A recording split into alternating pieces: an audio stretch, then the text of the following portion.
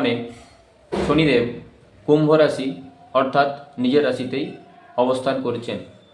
30শে March এই শনিদেব মীন রাশিতে প্রবেশ করবেন এবং 2027-এর 3 জুন অর্থাৎ 3 জুন পর্যন্ত কিন্তু শনিদেব এই মীন রাশিতে অবস্থান করবে, যার ফলে কিছু কিছু রাশির শুভ সময় আসতে চলেছে এবং কিছু কিছু রাশির সমস্যা শুরু হতে চলেছে। 30 বছর পর শনিদেব মীন রাশিতে প্রবেশ করতে চলেছে।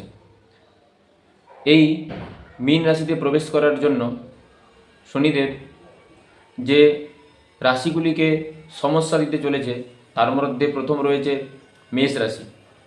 মেষ রাশির বর্তমানে 7.5 নেই, কিন্তু 30শে মার্চের পর 2025 30শে মার্চের পর এই রাশির 7.5 শুরু হবে এবং এটি 3টি পর্বের মধ্যে প্রথম পর্ব থাকছে।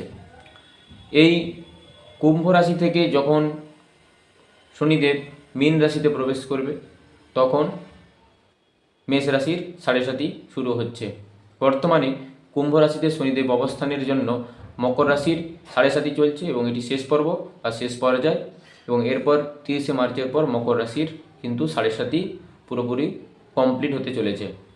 7.5 প্রভাবে এই মকর রাশি দীর্ঘদিন ধরে সমস্যায় ভুগেছে। মকর রাশির জাতক জাতিকারা বিভিন্ন কষ্ট করে স্ট্রাগল করে একটা জায়গা চেয়েছে, কিন্তু তারা সেই জায়গা অনেকেই পাননি। তাই এই শনির 7.5 কাটার পর আপনাদের জন্য সময়টি অত্যন্ত শুভ হতে চলেছে। ন্যায় নিষ্ঠাভাবে আপনি যদি আপনার কর্ম করতে থাকেন, কর্ম করে যান, তাহলে অবশ্যই আপনি শনিদেবের কৃপায় সুফল পাবেন। 30শে মার্চের পর মকর রাশির সময়টি অত্যন্ত শুভ বলে মনে করা হচ্ছে 30শে মার্চের পর থেকে। এবং যখন এই শনিদেব মীন রাশিতে প্রবেশ করবে তখন মীন রাশির দ্বিতীয় পর্ব শুরু হবে 7.5, কুম্ভ রাশির শেষ পর্ব চলবে 7.5 এবং মেষ রাশির প্রথম পর্ব শুরু হবে এই 7.5। এই 7.5 প্রভাবে মানুষের জীবনে কিন্তু উত্থান পতন হয়ে থাকে, বিশেষ করে মানসিকভাবে বিপর্যস্ত হয়ে থাকেন যাদের এই 7.5 শুরু হয়। কর্মক্ষেত্রে কিন্তু উত্থান পতন থাকে, কর্মক্ষেত্রে সফলতা আসতে চায় না। কর্মক্ষেত্রে যারা এতদিন ছিলেন তাদের কর্মক্ষেত্রে সমস্যার সৃষ্টি হয়েছে, অনেক কর্ম করেও সেই জায়গাটা পাননি এই 7.5 প্রভাবে। এই শনিদেব যখন একটি রাশিতে থাকেন তখন 3টি নক্ষত্র সেই রাশিকে অতিক্রম করে অন্য একটি রাশিতেই শনিদেব গমন করেন। এই 3টি নক্ষত্রে সমানভাবে ফল দেন না, কখনো একটু ভালো ফল দিতে পারে, কখনো বেশি ভালো ফল দিতে পারে, কখনো প্রচুর সমস্যার মধ্যে নিয়ে যেতে পারে। এই 3টি নক্ষত্রই কিন্তু খুব গুরুত্বপূর্ণ। কারুর পার্সোনাল জন্মছকে এই নক্ষত্রগুলো কোন ভাবে রয়েছে, অর্থাৎ কার এই নক্ষত্রগুলি খারাপ কার ভালো, সেগুলো অবশ্যই গুরুত্বপূর্ণ। এবং জন্মকুণ্ডলিতে আপনার শনিদেবের অবস্থান কেমন সেটাও গুরুত্বপূর্ণ। তাই এই 3টি নক্ষত্র যখন পাস করবে শনিদেব তখন মানুষের সমস্যা কিন্তু দেবেই। তাই টোটাল এই 7.5 বছরের মধ্যে 9টি নক্ষত্র পাস করবে, 9টি নক্ষত্র দিয়ে শনিদেব পাস করবে এবং এই সময় কিন্তু সমস্যা অবশ্যই হবে। যদি পার্সোনালভাবে আপনাদের জন্মছকে শনি গ্রহ ভালো থাকে তাহলে আপনারা সমস্যা একটু কম পাবেন। যদি পার্সোনালভাবে আপনাদের শনিদেব আপনার জন্মছকে লগ্ন চার্টে খারাপ থাকে তাহলে অবশ্যই খারাপ ফলাফল প্রচুর পরিমাণে দেবে। আপনারা যারা এই মকর রাশির জাতক রয়েছেন, কুম্ভ রাশির জাতক রয়েছেন, মীন রাশির জাতক যারা রয়েছেন তারা বুঝতে পারছেন যে সময়টি কেমন চলছে বা কেমন যাচ্ছে হঠাৎ হঠাৎ করেই।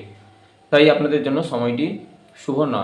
কর্মক্ষেত্র থেকে শুরু করে আপনার মানসিক দিক এবং অন্যান্য সমস্যায় জড়িয়ে পড়ার কিন্তু একটি দিক রয়েছে। এরপরে শনিদেবের কুম্ভ রাশিতে অবস্থানের জন্য আপনাদের কর্কট রাশির ঢাইয়া চলছে এবং বৃশ্চিক রাশির ঢাইয়া চলছে। এই ঢাইয়া চলার কারণে মানুষ কিন্তু সফলতা পায় না। যারা চেষ্টা করে যাচ্ছেন দীর্ঘদিন ধরে যে একটা জায়গা আপনাকে তৈরি করতে হবে, বিশেষ করে যদি কর্মক্ষেত্র হয়ে থাকে আপনাকে একটা জায়গা পেতে হবে, সফলতার জায়গা পেতে হবে, আপনারা কিন্তু পাচ্ছেন না, অনেক পরিশ্রম করে তারপর তার দশাংশ ফল পাওয়া যেতে পারে এই সময়টি। তাই এই সময়টি আপনাদের জন্য শুভ নয়, কর্কট রাশি এবং বৃশ্চিক রাশি। এবং আপনাদেরও অনেক মানসিক স্ট্রাগল, মানসিক সমস্যা, মানসিক ডিপ্রেশন গিয়েছে এই সময়টা। 30শে মার্চের পর থেকে কর্কট রাশি এবং বৃশ্চিক রাশির মোটামুটি ভালো সময় আসতে চলেছে। এরপর ঢাইয়া শুরু হবে সিংহ রাশি এবং ধনু রাশির জাতক জাতিকাদের। তাদের ক্ষেত্রে আবার সমস্যার সৃষ্টি হবে বিভিন্ন রকমভাবে। এই শনিদেবের কারণে যদি সমস্যা হয়ে থাকে, শনি গ্রহ নিষ্ঠা, মিথ্যে না বলা এগুলোকে পছন্দ করেন, নিষ্ঠা পছন্দ করেন। শনিদেব মিথ্যা পছন্দ করেন না, তাই মিথ্যা এড়িয়ে চলতে হবে আপনাদের। অসৎ কর্মের সঙ্গে যুক্ত থাকলে আপনারা বেশি পরিমাণে সমস্যায় পড়বেন। অসৎ কর্ম এড়িয়ে যেতে হবে। আপনি আপনার কর্ম করে যাবেন এবং তার ফলাফল অবশ্যই আপনারা ভালো পাবেন। কোনো রকম মানুষকে ঠকিয়ে কোনো রকম কাজ করতে চাইলে এর মধ্যে কিন্তু আপনাদের ফলাফল আরও খারাপ হতে চলেছে। আপনারা এই সময় থেকে যারা মুক্তি পেতে চাইছেন তারা কি করবেন? তাদের জন্য কটি টোটকা বলতে পারেন, কটি পদ্ধতি বলতে পারেন, সেগুলো থাকছে।